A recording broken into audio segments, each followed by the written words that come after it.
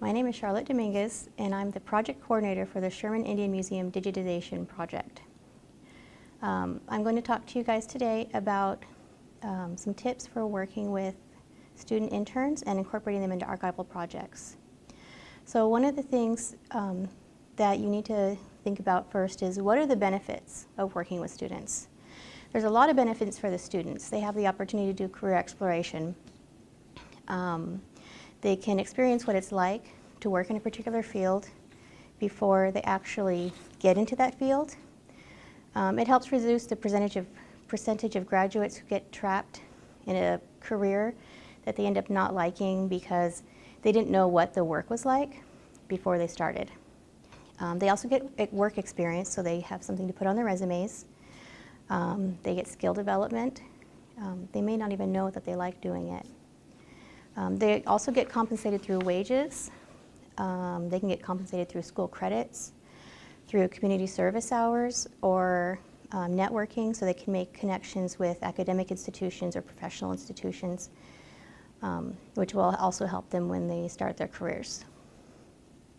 The benefits to the organization are that they'll increase your productivity for relatively low cost. The students are often willing to do low skill or repetitive tasks that you may be capable of but just don't have time for. They're also useful for short-term projects. If you've just got a small collection you need cataloging, you don't want to hire somebody full-time or permanent for that kind of work. You can evaluate potential or full-time employees and make community connections. When you're working with students, you'll often develop a relationship with the heads of their academic departments, their professors. You can also establish community contacts by raising the visibility of your organization. Also, talking with professors and department heads can open up access to new resources, like grant ideas, things like that. So the other thing that you need to think about is, can you support student workers? Do you have intern appropriate tasks? You can't expect college or even high school students to just jump in and start creating metadata. Things that are good for interns are like sorting, packing, or labeling, basic digitization like scanning photos or negatives, and then cataloging, like basic cataloging, nothing where it requires them to do any analysis. You also want to consider if you have workspace available. The space requirements are going to depend on what kind of projects you're going to have the students working on. Because we're digitizing for the project that I'm working on right now, we don't need a lot of workspace, and you can see in the photo, it's just a table, 2 chairs, a computer, and a scanner. If you're doing a big project that requires a lot of sorting or packing, you're going to need a lot more workspace, so you need to have that in consideration. Also, can you fit time to work with interns in your schedule? When you're first starting to work with interns, they generally require a lot of training. So just be prepared that you can't just give them a box and say, label this. They won't know what they're doing. One of the things you need to make sure that you do is to select the best candidates, because that's going to cut down on your training time. You need to determine what your required and preferred skills are based on the needs of the project. You have to recognize, like I said before, that students are going to be less skilled than trained archivists and librarians, so you have to plan accordingly. You can use the interview to assess interest, because students who are interested in the work or the project or the result of the project are going to be willing to work harder, and it's going to impact their commitment to the project. If they have zero interest in what they're doing, they're going to be likely to quit, not show up, hardly, do the bare minimum, that kind of thing. When you're doing the interview, I highly recommend that you use examples from the collection that you're working with to kind of gauge their interest. Determine, if they're really going to work hard for you based on the kind of questions they ask about the materials.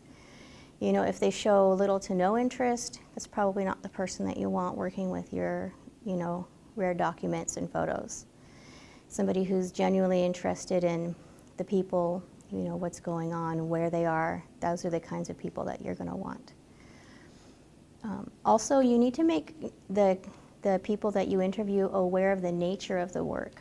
Working in a dirty, dusty, dark room is not for everybody. And doing repetitive things is not for everybody. But if you're upfront with them about your expectations, they're going to be less discouraged when the time comes and they actually get into it. They'll be prepared. So then you have to actually contend with getting the work done. As I said before, there is a time commitment. You're going to have to do some initial training. It should always be done hands-on, working side by side until you're confident that the students are capable of working alone. The amount of time that it's going to take to train somebody depends on the complexity of the work and their starting abilities. For example, you're going to have to expect to train high school students longer than you might have to do college students. When you're doing the project, you're going to have to constantly supervise them. You'll have to quality check their work. But it helps because if you catch mistakes early, you reduce them, either by preventing them from happening or just fixing them before they get too bad. It also helps nip bad habits in the bud. If students are, leaving the period off the end of every sentence, catching that early is going to keep them from doing that for every single entry in the metadata. Encourage questions. When students know that that you're willing to answer any and every question, even the same question over and over again, it helps reduce mistakes and it makes them more confident about what they're doing. Also establish a timeline. If you set deadlines for tasks, it helps them measure their progress so they know that they're on the right track. It also helps you measure their progress. I recommend doing formal assessments. You can do an entrance and exit interview for each student. It's subjective and self-reported, but it's a good way to measure changes in student perspectives about the work, kind of see what they've learned over the course of the project. And then you can also do supervisor checklists where it's more objective and you're just kind of checking off, did they learn how to do this? Are they doing this right? That kind of thing. It helps you measure their project progress and their individual growth in their specific skills, knowledge, or abilities, which is useful especially if they're doing the internship for academic credit. And you also want to make sure that you have a good work environment. If students are working in a collaborative environment where everybody's contributions matter, they're happier and they will get along better, versus an environment where the students are being pitted against each other, who can work the fastest, do the most, then that's going to generate some conflict. So my final thoughts are: be candid about your expectations, because that does increase the likelihood of hiring the best candidates. Deal with problems as soon as they are identified, because that reduces time correcting mistakes in the future. Emphasize teamwork, because it reduces conflict and increases the chance that students will view the internship experience positively. And just remember that working with students can be very rewarding for everyone concerned. Even though the initial commitment can be daunting, once you have a system in place, things run generally pretty smoothly, and then you've developed relationships that can last for your career.